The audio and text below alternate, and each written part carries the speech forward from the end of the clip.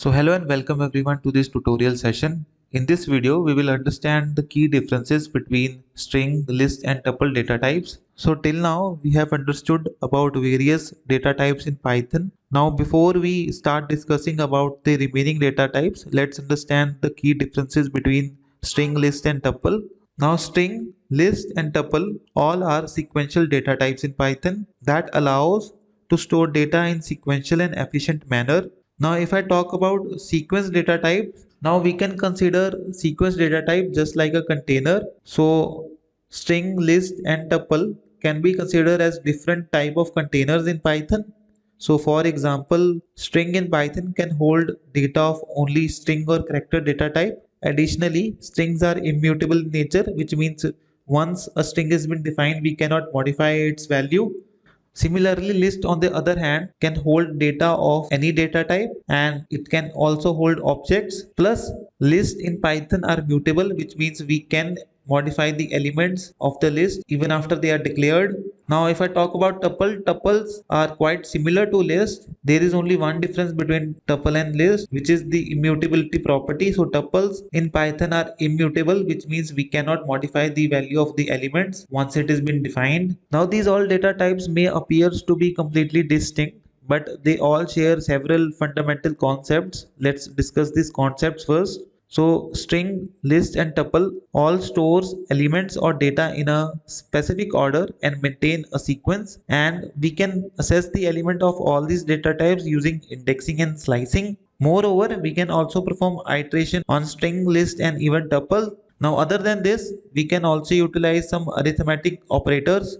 So like we can use the plus operator for concatenation of data on all these data types. In the same manner, we can also utilize the multiply operator to replicate the data. Additionally, we can also utilize the membership operators with them. So we can use the in and not in operator on these data types. Now, once we are clear with the similarities, let's discuss the difference between all these data types. So very first difference is in their syntax for declaration. So to define a string in Python, we either need to define certain letters or characters within single or double quotes. Now we can also use triple quotes, but in most of the cases, triple quotes are utilized for multi-line comments or it is been utilized for docstring. So majorly we use the single or double quotes to define a string. Now on the other hand, to define a list in Python, we need to define set of elements separated by a comma within the square brackets. And for tuple, we need to define the set of elements separated by a comma within the round brackets, or we can say we need to define the set of elements within parentheses. Now the next major difference between these data types is their type of data. So basically string can hold characters or string type data, whereas list and tuple both can hold any type of data and they can also hold objects. After type of data, the next key difference is in their immutability property. So basically strings and tuples both in Python are immutable in nature, which means we cannot modify the value of the elements once it has been defined in our program. So for tuple, we can say we cannot modify the elements of the tuple, and for string, we can say we cannot modify the characters. But list on the other hand are mutable in Python, so we can modify the value of a element defined in a list. Now if I talk about built-in methods, for string there are 80 built-in methods available in Python. For list there are 47 methods, and for tuple there are only 34 methods. Now as tuples are immutable, due to this there are very less methods available because we cannot modify the elements, neither do we can insert any element in tuple. I will also tell you how we can get to know the list of all these methods. And the last difference between all these data type is nesting. Now we can perform nesting both in list and tuple data type. So for list, we can create a list within another list, or we can define a tuple within another list. In the same manner, we can create a tuple within another tuple, or we can define a list in a tuple. But in the case of string, we cannot perform any type of nesting. So now let's discuss all these differences practically. So here you can see certain examples. So let's focus on the first example related to declaration. So as I told you, to declare a string, we either need to use single quote or we can use double quote as well. So here you can see one example. We have defined this name variable and we are assigning this string value to it. After this, we are defining a list. So the name of this list is data underscore list, and we are defining a list by using the square brackets. And within the square brackets, we are defining data of different data types. So here we have defined this string value Adam. Then we have defined one integer value which is 32. After this, we have defined a float value which is this 43.2. Then we have defined true, which is a boolean value, and then we have also defined none. Now after this, we have declared tuple in the same manner, but instead of using square brackets, we have used this round brackets, and then we are simply printing the value of each variable. So here you can see the result. So string type data is this Adam. Then we have this list type data. So list type data will be represented within the square brackets, and tuple will be represented within this parenthesis. Now, if you want to check the data type of all these variables, we can use the type function within the print function, and we need to pass the variable name as an argument to the type function. So here you can see the example. We are using this type function to print the data type for each of these variable. So very first variable is of string data type, which is represented by str. Then the next data type is list, and the last one is tuple.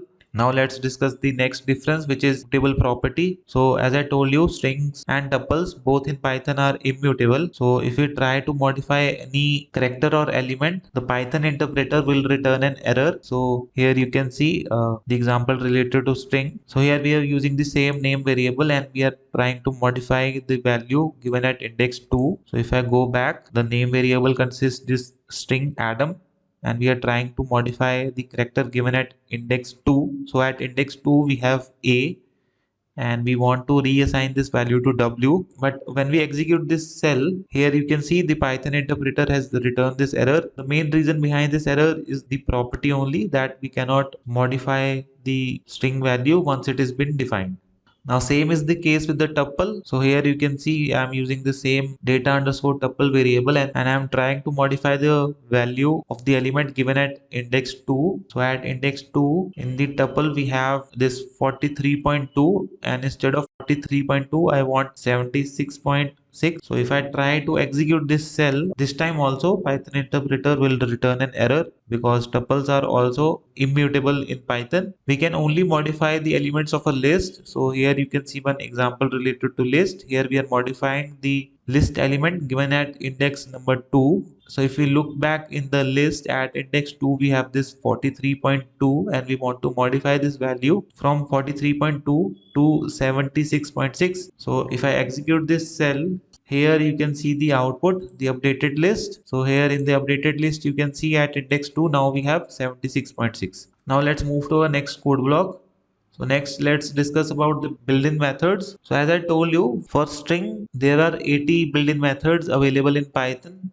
Now to check these built-in methods, we can use the dir function. So in the dir function, what we can do, we have to pass the variable for which we want to check the methods. So here we are using this dir method, and in the dir method, we have passed this name variable. Now we know that the name variable is a string type variable, so it will return all the methods related to string. So if I execute this cell, here you can see it will return one list. Now this list will contain all the methods related to string data type. Now in the same manner, we can also check the methods related to list and tuple. So for this also we can use the dir function, and the dir function we have passed the list type variable. So if I execute this, here also it will return a list of all the methods.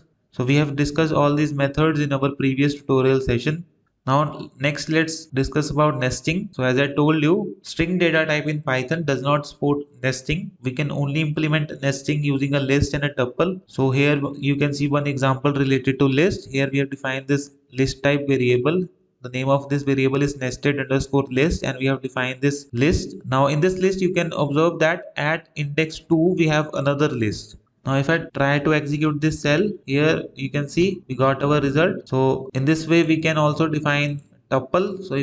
So instead of list, I can also have tuple within the list. So if I change these brackets from square to round one and then execute this cell, here you can see the element has been modified from list to tuple. In the same manner, we can define nested tuple as well. So here we have defined this variable nested underscore tuple, and within this we have specified this tuple variable. Now at index 2, we can see another tuple has been defined.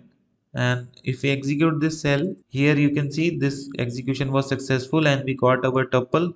So in this tuple, we have defined another tuple at index 2. So in the same manner, we can also define list within a tuple. So if I execute this cell, here you can see we have defined one list within a tuple. So with this, I hope the main difference between string, list and tuple data type is clear to you. And with this, we have come to the end of this tutorial session. So thank you for watching. We will see you in the next one.